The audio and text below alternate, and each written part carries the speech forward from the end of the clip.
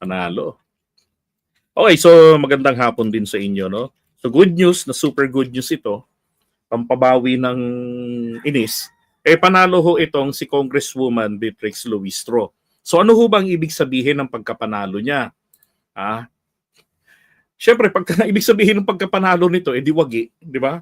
Lagot si Sara sa sa impeachment kasi ito ay isa sa mga abogado na sa mga magiging prosecutors or tagapag-usig sa kanya sa impeachment. At ang maganda dito napag-aralan niya talaga, na upuan niyang maigi yung mga laman, yung mga dokumento ng articles of impeachment kasi in-investigate nila, di ba? So, ngayon, ito namang tawag diyan,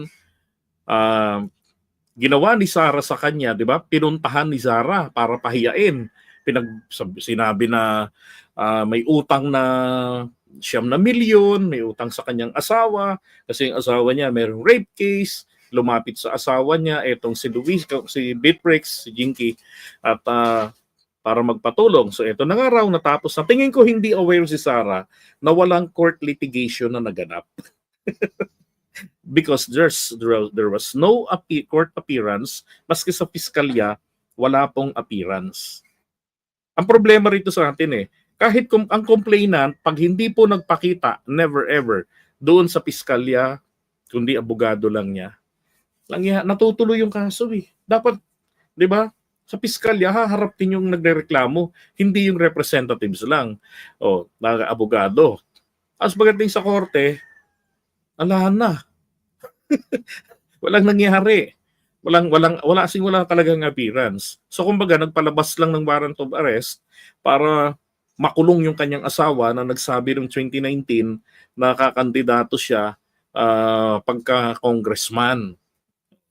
Kaya po, ang nangyari, instead na yung lalaki, si Noel, ang kumandidato, si Jinky ang kumandidato na isang since 2021 na 2021 bagkus mula pa nung 2019 o siguro mula naging mayor yung asawa niya municipal administrator, kaya ang tawag sa kanya ay mayora. Yan, mas kilala si Jinky Luistro na mayora doon sa lugar nila.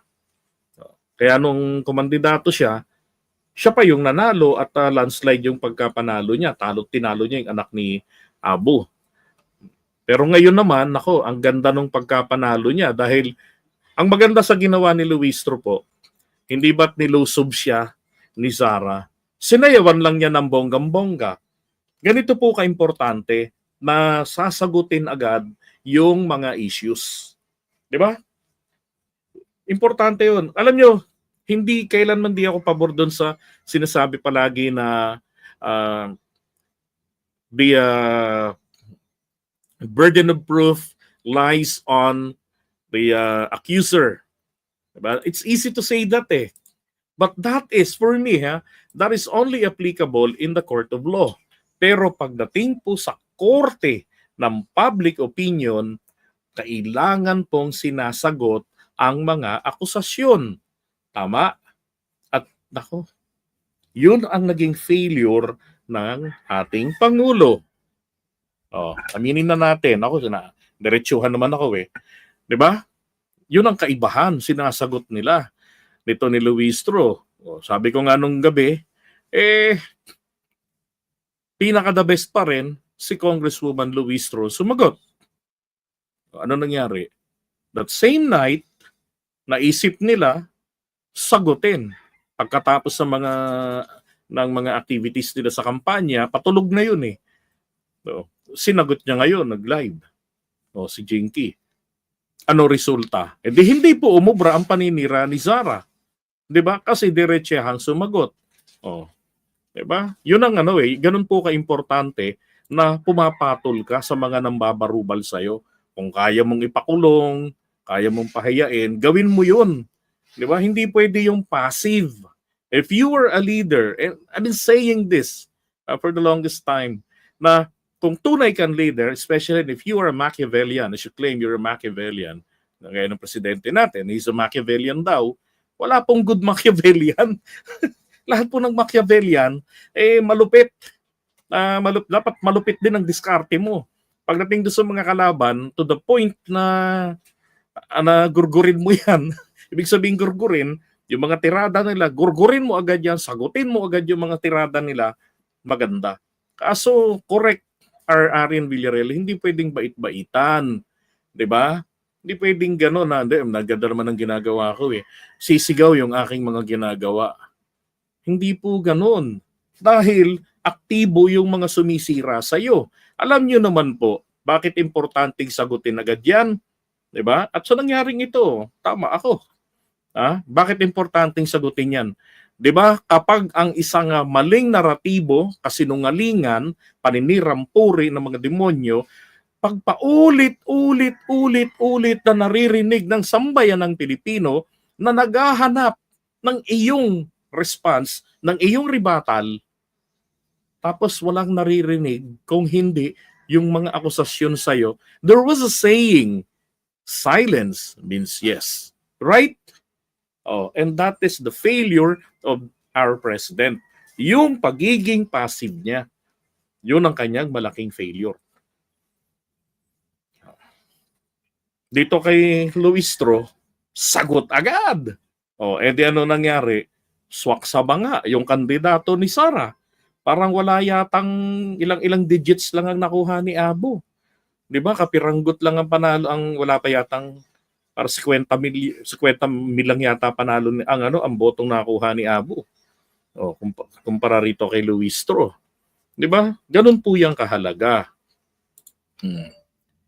I don't know kung sino yung advisor ni PBBM diyan. 'Di ba?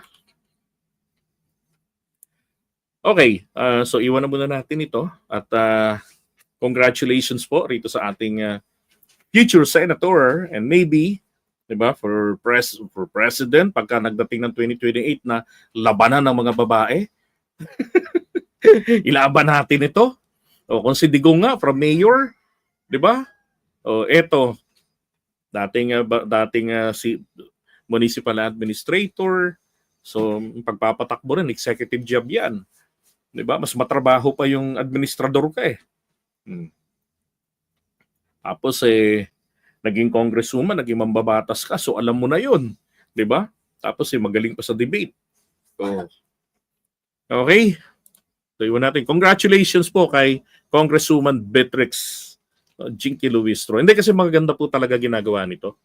Maalala ko lang talagang hindi ako makamove on doon. Nakababa na kami. Bagamat pinagod kami nitong taong to sa pag-akyat ng bundok do sa mga ETA.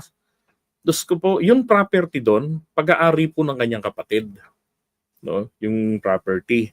Na kung saan doon ginawang settlement ng mga ETA. Binibili niya po yun. Ang alam ko, personal money niya, binibili niya yun sa kapatid niya.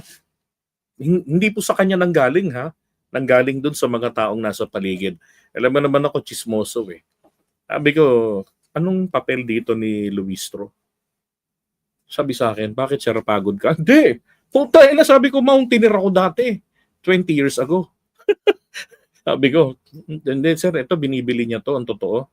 Itong lugar na to sa kanyang kapatid. Para ibigay sa amin. Sabi nung mga, pati yung may bahay-bahay kasi dun eh. Hanapin ko yun uli. Papakita ko sa inyo yung video na yun. Nandito pa yun sa atin sa YouTube yung video na yun.